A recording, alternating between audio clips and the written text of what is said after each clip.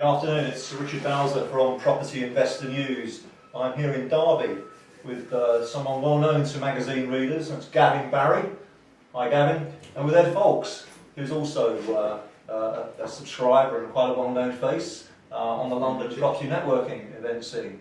So guys, great to see you here up in Derby. We're literally just across the road from Derby Cathedral, right in the centre of the city. And Gavin, tell us a little bit first of all about what we are sitting in the middle of now. Well, we're in a site office at the moment, as you know, sitting on top of what used to be a petrol station.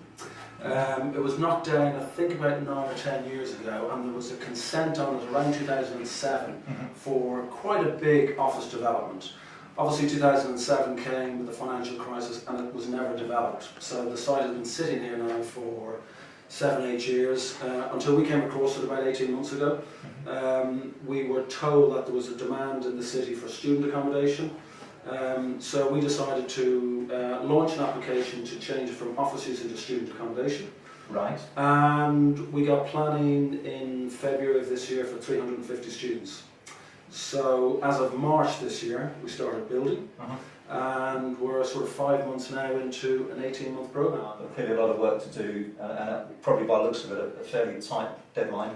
Yeah, we've got a very tight schedule. We're actually looking at having a room that is ready and viewable for December this year, so that we as clients, the pension fund, know what they're getting and know the spec. The university understand the spec, and then students during the first part of next year can actually view it on open days that the university holds and that sort of thing.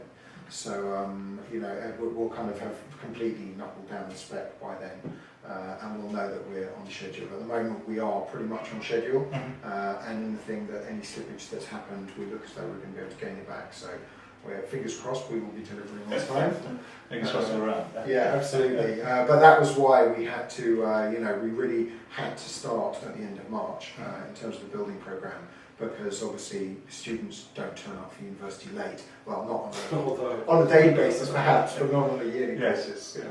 So, yeah. And you mentioned the pension fund. I think you just explained a little bit about how the involvement in terms of the structure of the deal. Obviously this was a land with planning, but... So we, through our talks with the university, we sort of recognised actually that they really had a desire to operate the building, as well as just sort of benefit from the fact that their students could live in it. But rather than us actually find an operator, they wanted to come in and operate it. And through sort of discovering the desires for different ways of funding it, actually we came across the fact that Aviva had a kind of desire also to make an investment of the building itself. So the deal, which was brokered, was in fact over a 30-year period, and Aviva get a return for their pension fund for a 30-year period. The university then operate it, and they've taken a 30-year lease on the building, so they will operate it. They can make money for 30 years, and in fact they will then inherit the building